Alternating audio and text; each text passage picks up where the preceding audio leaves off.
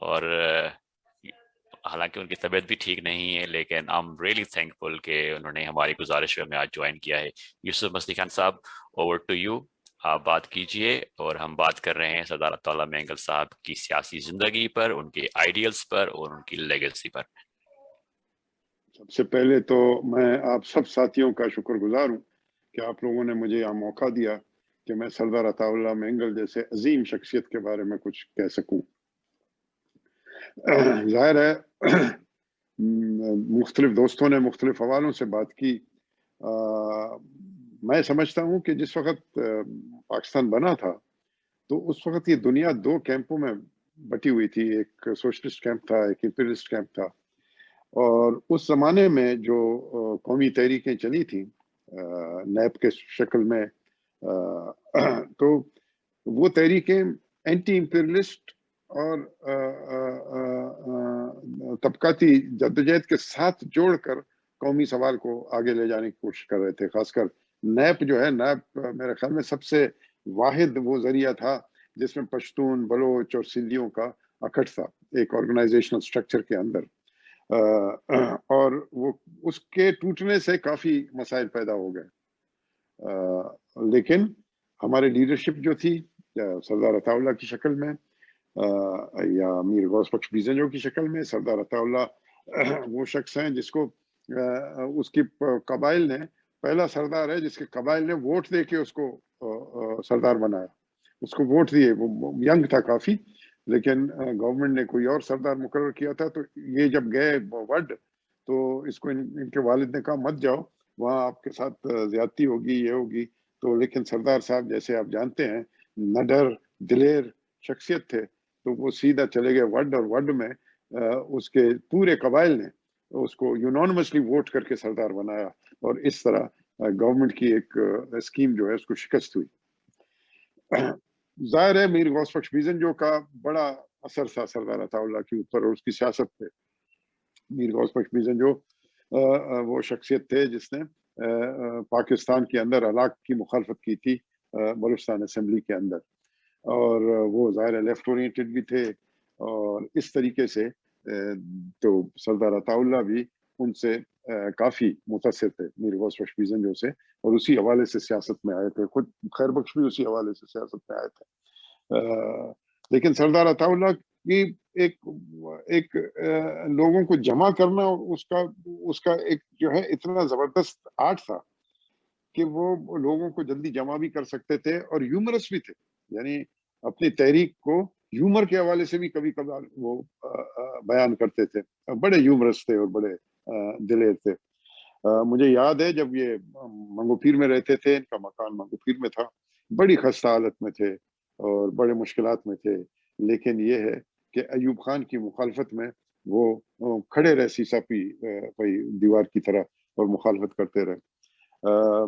جب بھٹو کا دور آیا 70s میں، ظاہر ہے نیب کی الیکٹڈ گورنمنٹ کو ڈیزالو کیا گیا، اور وہاں پہ جو ہے مجھے یاد ہے جب چیف منسٹر بنے سردار عطاءاللہ، تو ایک دن میں اس کے پاس گیا تو اس کے پاس ایک شخص بیٹھے ہوئے تھے، اس کا نام تھا ممتاز سمرو، شاید کسی بینک میں کام کرتے تھے کیا کہیں۔ تو مجھے کہا یوسف آؤ دیکھو یہ نئی بات کر رہا۔ میں نے کہا کیا کہہ رہا؟ کہتا ہے اس نے مجھے 1957 میں کہا تھا کہ جی 70s میں پاکستان ٹوٹے گا، بنگال الگ ہو جائے گا، اور اس کی پیشن گوئی صحیح نکلی۔ اب مجھے کہہ رہا ہے کہ کچھ مہینوں کے لیے آپ وزیر اعلیٰ ہیں، اس کے بعد جیل جائیں گے اور یہاں پاکستان آرمی ایکشن ہوگا آپ لوگوں کے خلاف، اور آپ جیل میں ہوں گے، اور یہ کچھ عرصے کے لیے آپ ہیں، زیادہ خوشی آپ کو نہیں منانی چاہیے کیونکہ یہ کچھ عرصے کی بات ہے، آپ کو نکالا جائے گا۔ تو بہرحال ہم نے بھی ان سے سنا، تو ہم نے پھر ان سے پوچھا کہ جی آپ یہ کیسے کہتے ہیں؟ ممتاز سمرو صاحب کہتے ہیں میرا نیچرل بورن ہے کہ میں کسی چیز کے بارے میں یا کسی شخص کے بارے میں سوچتا ہوں تو کچھ تصویریں آتی ہیں جس کو میں ریڈ کرتا ہوں اور کہہ دیتا ہوں کہ یہ ہے۔ تو سردار عطاءاللہ جس طریقے سے ڈٹے رہے اس پورے دور میں، ظلم کے خلاف، جبر کے خلاف، ان سب کے خلاف، لیکن مشکل بات یہ ہے کہ جس دن پاکستان بنتا ہے، آپ دیکھیں گے کہ جب جیسے پاکستان بنتا ہے पाकिस्तान बनते ही सबसे पहले निशाना जो है यहाँ की इंडिजिनियस लीडरशिप होती है, गफ्फार खान की शक्ल में, वली खान की शक्ल में, बीजन साहब की शक्ल में, जीएम सैयद की शक्ल में। ये सारा जो इंडिजीनियस लीडरशिप थी, जो अंग्रेज के जमाने में भी सियासत करती रही और एंटी इंपीरियलिस्ट सियासत करती रही, इनको दबाना शुरू कर दिया रियासत ने और रियासती इदारों ने, फौज ने, और खासकर फौज ने जब सीटो सेंटो और बगदाद पैक्ट पे दस्तखत किए, तो उसके बाद अमेरिका ने ये कह दिया कि भाई ये जो है सरदार अताउल्लाह मेंगल हो, बीजंजो हो, नैप हो, ये प्रो सोशलिस्ट हैं, प्रो सोवियत हैं, इसलिए इनके ऊपर नजर रखी जाए और इनको उभरने न दिया जाए। तो उनको उभरने नहीं दिया। इस मुल्क के अंदर जो इंडिजीनियस पॉपुलेशन था, इंडिजीनियस लीडरशिप थी, मियाँ इफ्तिखारुद्दीन थे पंजाब के अंदर, उसकी एक बहुत बड़ी जद्दोजहद थी इसके खिलाफ, जमहूरियत के लिए और निचले तबकात के लिए। तो ये सबको बिगाड़ के रख दिया पाकिस्तान जब बना।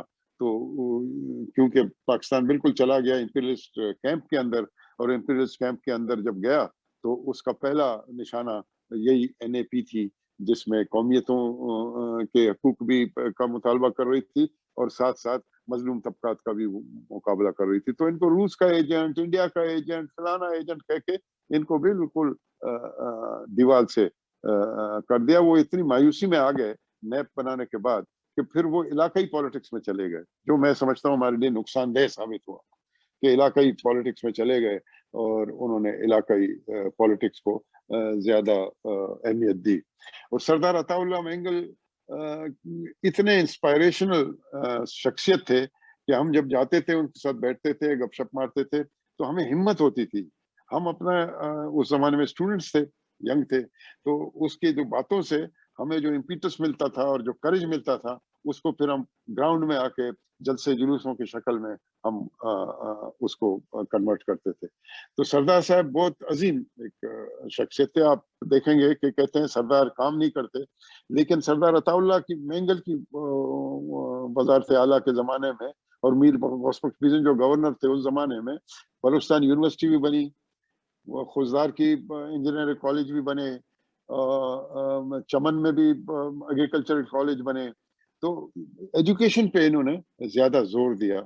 और मुझे याद है इन्होंने मुझे कहा एक दफा, आपके जो वाइस चांसलर हमारे बने थे बलूचिस्तान यूनिवर्सिटी के, उन्होंने मुझे बताया कि सरदार अताउल्लाह ने फोन किया, तो मैंने कहा कि जी मेरा फोन तो कटा हुआ था, ये कैसे आ गया? कहा जी मैं वजीर आला हूँ, आखिर आपसे बात कर रहा हूँ, आप मेहरबानी करके आके हमारा तालीमी माहौल जो है वो संभालें, वो आप ही संभाल सकते हैं और कोई नहीं संभाल सकता।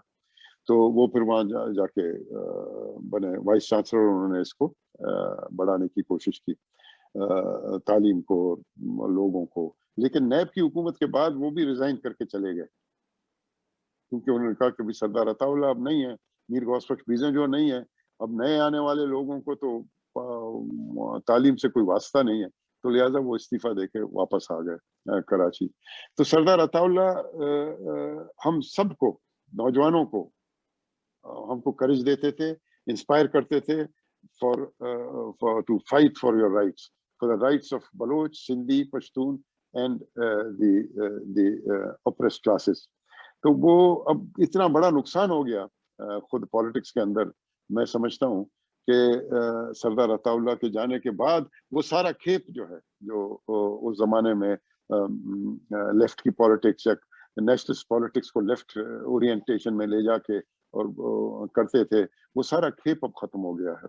अब जाहिर है नए सिरे से हम सबको सोचना पड़ेगा कि हर वक्त तो हम सीना को भी नहीं कर सकते, हमने अपने कौम का सोचना है, हम अपने लोगों का सोचना है। उसके लिए जरूरी है कि हम, मैं समझता हूँ, नए टाइप की एक ऑर्गेनाइजेशनल स्ट्रक्चर बनाएं और हम इस खोल से निकलें। इन खोल जो हमने बनाए हुए हैं कि सिंध की अपनी सिंधी पार्टियां होंगी और बलूचिस्तान की अपनी बलोच पार्टियां होंगी, पश्तूनों की अपनी पश्तून पार्टियां होंगी, तो इस तरह हम अगर जुड़ेंगे नहीं और नैब की तरह अपनी जद्दोजहद को मुश्तरक करके आगे नहीं चलाएंगे तो हमारे लिए बड़े मुश्किलात होंगे। जाहिर है ये मुल्क बना तो उस वक्त जब दूसरी जंग अजीम खत्म होती है तो ट्रूमैन चर्चिल को कहता है कि now you go out of the colonies, इनको इंडिपेंडेंस दे दो कॉलोनीज को। चर्चिल उसको कहता है कि नहीं, असली जंग तो अब शुरू है, क्योंकि सोवियत यूनियन जो है वो मौजूद है, उस वक्त हमारा एलाई था। अब फाशिज्म को शिकस्त हुई है, हमारा सबसे बड़ा दुश्मन सोशलिज्म होगा।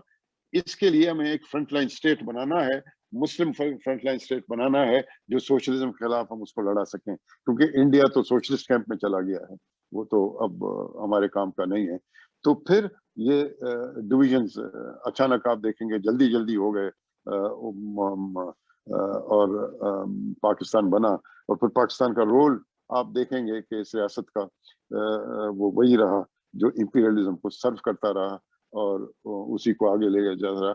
जो रेजिस्टेंस थी वो वली खान की शक्ल में, अताउल्ला मेंगल की शक्ल में, मीर साहब की शक्ल में ये मौजूद थी, लेकिन ये अब कमजोर हो चुकी थी, खासकर सोवियत यूनियन के बिखरने के बाद। नेशनल क्वेश्चन जो है उसको वो अब फोर्सफुल एक सपोर्ट बेस नहीं मिला। लेकिन सरदार अताउल्ला ने उस झंडे को फिर भी जलाए रखा, उस दिए को, और अपनी कोशिश में वो लगे रहे, और अपने बेटे को भी उसने इसमें ला के इस जद्दोजहद में लाया। लेकिन मैं समझता हूँ कि ये जद्दोजहद हमारी सरदार अताउल्ला मेंगल को खिराज अकीदत पेश करने का वाहिद तरीका ये है कि हम दोबारा नैप टाइप की एक मूवमेंट बनाएं। और चूंकि अफगानिस्तान में इस वक्त जो हालात हैं आप देख रहे हैं, वहाँ